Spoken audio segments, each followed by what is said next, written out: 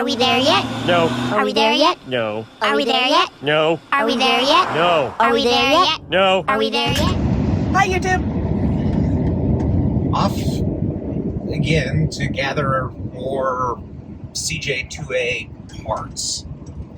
And really what this is coming down to is none of the vehicles we've purchased so far are really complete vehicles. They're, tend to be 50, 75%. I think where we're at this point is really going to be a case of probably looking to build 3 complete working, driving, operating vehicles in the end. Right now, my thought process is that one of these is going to be a more or less all original. I don't want to use the word restoration because that's not really what I do, but one that will be an all original, true to what 1940, 3, 4, 5, 6, 7, 8, 9, 40-esque. 50 Jeep CJ was. One of them is going to probably end up being this thoroughly modernized project with the TDI motor, 4-speed transmission, YJ leaf springs, power steering, all of the modern updates. That is the project referred to as Lemonhead. There's likely one that's going to be kind of in the middle of between the two that will be based around the fiberglass tub and this now we know is 198 cubic inch Buick V6. Not at 225. And that will be mated up to the T90 transmission and powertrain that we have all the parts for that work. So the current thinking is realistically 3 projects, 3 Jeeps that'll eventually be built. But with that, we're still trying to get enough of the right parts and enough of the good parts, particularly as it relates to things like body and frame, to be able to build these 3 Jeeps and be happy with the result. So, in other words, instead of taking 2 or 3 Jeeps to make one, it's now going to take 6 to 9 to make 3. Depending on how you count, I'm thinking, it's probably going to be on the order of 4 to 5. Frames are really a challenge with these because, again, we're talking about stuff that is, 75, 80 years old at this point, and water, salt, air, rust all takes its toll. And certainly back in the day, these things were not treated nice. They were farm equipment. They were woodlot haulers, and so. Well, and time rusts us all. Well, the repairs that would happen to these things on the farm tended to be, whatever Farmer Joe had in the machine shed in terms of scrap metal, scrap parts, grabbing his arc welder and sticking it onto the frame to keep it together. To be honest, the bodies tend to not be in great shape for similar reasons. They got left out in the rain, in the weather for years and years, dirt, mud, and eventually ate its way through the bodies.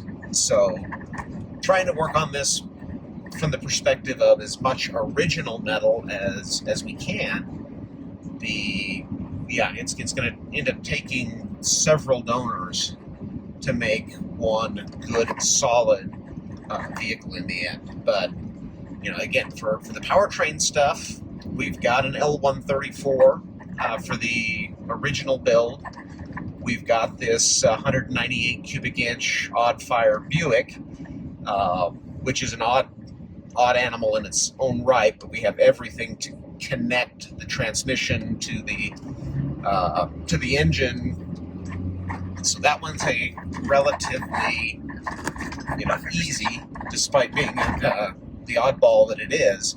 And then there's what I'm excited about. And then we have this 1.9 liter TDI. That's going diesel.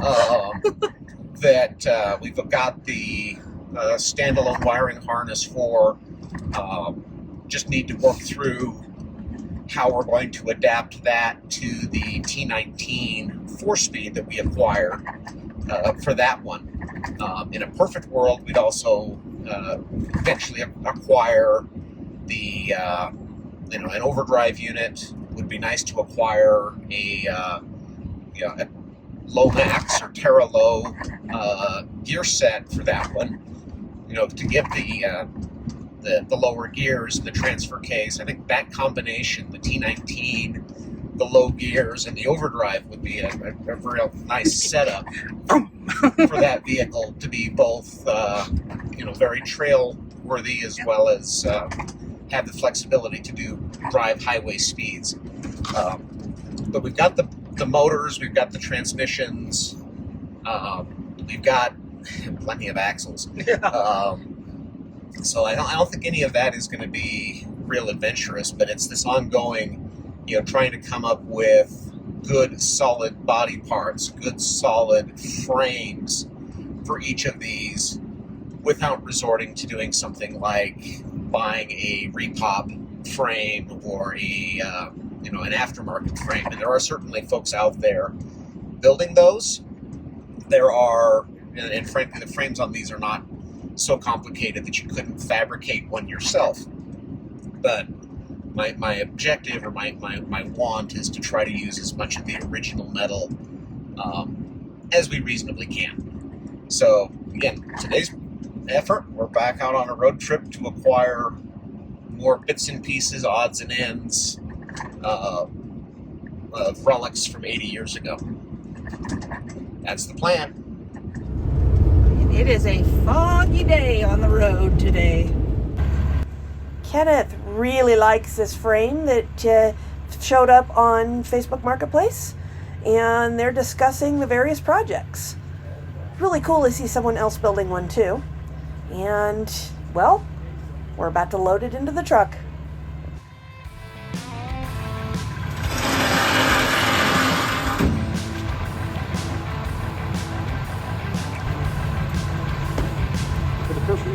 All right. First stop done. First stop done. Picked up the frame. Looks like it's pretty much solid. Most of the original bracketry, things like motor mounts, battery box, so on and so forth are there. There are a couple of redneck repairs, which again, these were not treated well in the early days.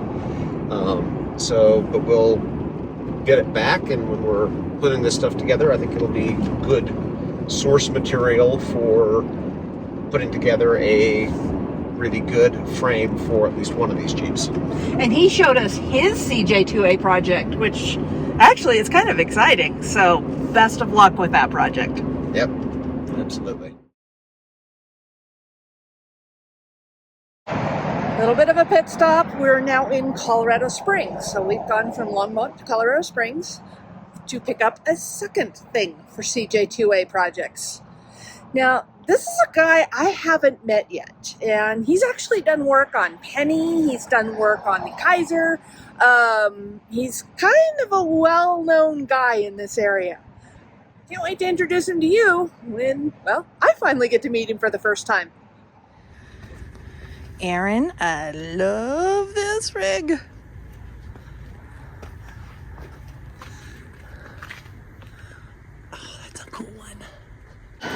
So just a quick introduction here to another one of these folks that I met early on in my experience with Jeeps and has come to my rescue more than a few times on how do I solve this problem.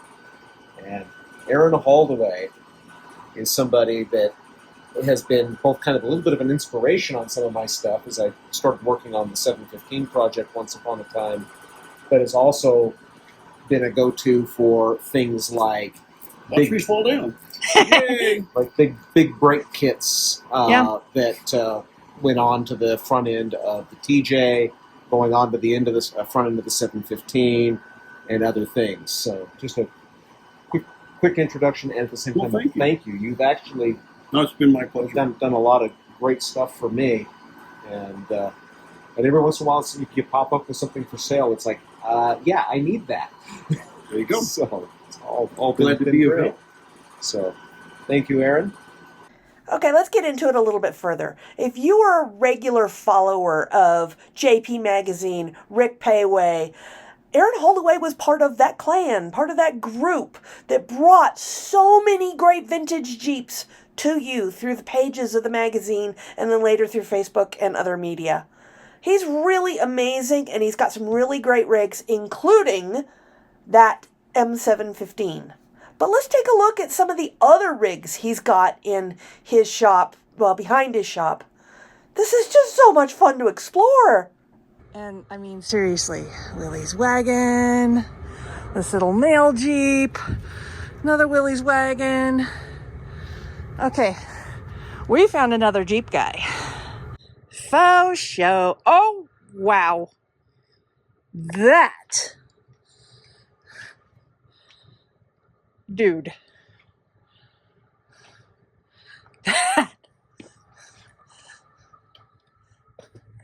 I mean, it really is. It's on the same frame. Oh, that's so cool.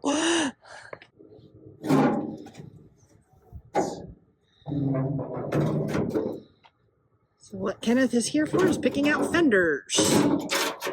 Front fenders.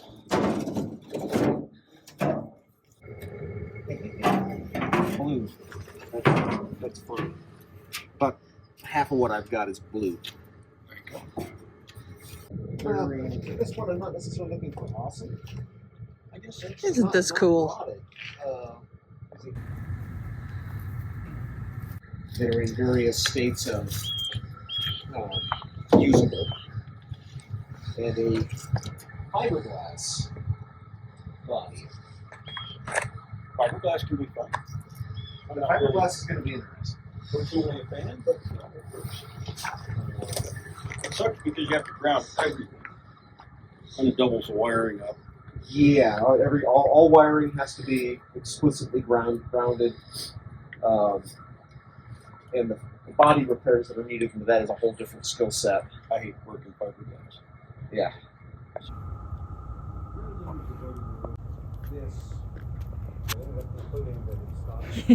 Go buddy. I do have some brackets around here for like engine mounts, and this thing's slightly tricky. Kenneth has seen this M715 before, but being where he's at with his project, he has a new appreciation for the work Aaron's done with his. I'm getting at it, so. I think I recognize the engine. Killer dowel pin check. Yes. Oh, yes. And I need to figure out a way for the radiator and the lower hose and all of that to not coexist in the same place, because that's the problem. Yeah. So this radiator is a J-Truck 350 Buick radiator. That's what this one is. So where that lower outlet, it works great for a Cummins, but it doesn't allow me to have the AC compressor in that space. Right, because that would literally want to occupy the same spot as that radiator outlet. And so what I'm thinking about doing is modding the core support area to put the Dodge radiator in there, which has a hose angled in such a way to avoid that little interaction. So Kenneth, your problem that you're having right now is with a harmonic balancer. Do you see anything different here? Well, yeah, the thing I'm having a problem with is nowhere near where the harmonic balancer is. Nowhere even in the vague vicinity. Aaron, there was a discussion on video that we were going to bring a harmonic balancer down to you and shave some of it to make some room. I don't think you need to do that. Well, that's one of those. I keep telling myself that modifying the heavy thing that's spinning on the front of the engine is probably not a real great idea. Probably not. No. That fan that I used is like a Volvo. It's a Volvo wagon from the 80s, but now I don't remember exactly what model, other than it was a Volvo, and it's adequate to keep it cool. Amazingly enough. Yeah. The only time I've ever had it start to get warm enough where it was making me uncomfortable was breaking snow drifts, where I was running really hard, not really moving, and it just kind of needed. It could have used a little more fan for breaking snow, working it as hard. But as soon as I let it idle and cool off, it was fine. And if I was going to do that again, and one of my things that I want to do to this is actually build, like newer Cummins have a Pitman arm supported steering brace, basically, that supports off below the Pitman arm into a bearing that receives a little. Right. Yeah. Replaces the nut and then goes into a bearing. That, Yeah. You've seen that setup? I've got something very similar on my JL. I would like to emulate that kind of a thing. Mostly because these were originally came with a manual box, and the amount of force that you could put on there, I discovered I could exceed its ability to hold. So What size of tires do you have? these are 37s. This is 37-inch Hummer tires. Yeah. He's looking at 44s and 46s. Yeah, even more so than running a bigger tire. Well, that's what got me in thinking about your steering box discussion. That's going to be even more tire. Yeah. Yeah. And even. So yeah, the brace that I am having a problem with, I can see the end of it, or where it used to be, over here on the, I guess this would be the passenger side of the frame. Is it gone now? And it's gone. Yeah, it's It just fell out of there at some point. I didn't notice it.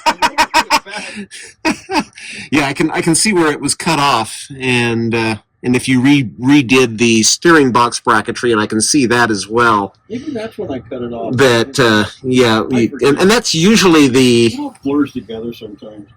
60. I broke the Dana 70. I broke several drive shafts, a few joints. I broke one ZF 5-speed, about 6 clutches, and 1 engine. And that 208 has survived all of it. So apparently they're no good. Or I have the best one ever. I don't know. What's your interior seats out of? A J-Truck. J-Truck. That's exactly. So yeah, what you've done with the cross member here is very similar to what I was. So it's a piece of channel with a plate welded to support the transmission towards the middle. Yep. Yeah, very very similar to what I was contemplating. I was thinking about Pretty simple. a piece of tube, a rectangular tube in the same location. Your transmission is sitting a little higher, I think, a little higher than mine Well, like I say, wants to, but I was pretty determined to have none of that drivetrain hang down under the frame rail, because that's one thing that I absolutely hate is having the transmission hang down 4 or 5 inches below the frame rail, so you got to lift the entire truck up 4 or 5 inches. And I hate crawling up into stuff. My back is junk, and I'm not jumping up into anything. yeah. I'm not allowing my CJ to be lifted. I mean, it's not going to be CJ at all, except that the body is going to retain CJ. I want it to have the profile of CJ. Hey there, Bonnie. So, yeah, that's very, very similar to what I was contemplating, was just to run a tube, or a rectangular tube across, and then try to, in my case, I'm dealing with the Dodge transmission, so... And when they're full, they're just right at the edge of being too low. He's talking about how to keep a get rag going. So yeah, I've also been told run a full synthetic rather than the dyno, and I've seen a couple of folks that are recommending the 5-weight 40 as opposed to the 5-weight 30. I could probably get you a builder one of those things if you want to 30 broker. It caused me nothing but trouble. Okay, that's This is the gear-driven that's compressor. good intel. So I took the compressor off of there. Which part can... And you're back For one, to it vibrated a lot, and it wasn't worth the amount of hassle that I was getting with it. So I eventually took that That's... off. gotcha. So what you've got here, this is That is just a first-gen Dodge. first gen Dodge vacuum pump and power steering pump. Yep. Yep. And all the vacuum pump is doing now is just running the HVAC vacuum so that the defroster and the heater stuff works. I'm running a Hydro Boost for brakes. I don't need vacuum for that. And no issues with that factory pump producing more than enough to drive the Hydro Boost? Yeah, works great. Because, yeah, I keep looking at what I'm going to do there. Because I've got the factory vacuum pump assembly. But really nothing for the vacuum pump to drive. Because I've still got the military cab. And the only thing it would potentially drive is I don't have any HVAC system. Yep. The only thing it would potentially drive is my windshield wipers. I would do that if you're going to keep those things. Put a receiver in there so I can do other things. Another one of those much more useful Yeah. by today's standards, not the military. The one other thing I need to do is I want to take that roll bar out, and I want to buy one of those little kidnapper. It's about this deep. A camper shell that's only this deep. Oh yeah. So that I can have the two dogs in it. Because right now I can't take this on trips with the dogs because they just step on you, and it's just too much chaos in the cab to have two dogs in the cab. How's that for a $50 frame? It looks strangely familiar. Does it? Where'd you buy it? Kenneth will know, but we went up to Longmont for it. Well, Kenneth got 2 sets of fenders for the CJs, and we also got a chance to really take a look at that M715 of Aaron's and compare notes to where we are having issues. All in all, a valuable experience with Aaron. Thank you so much, Aaron.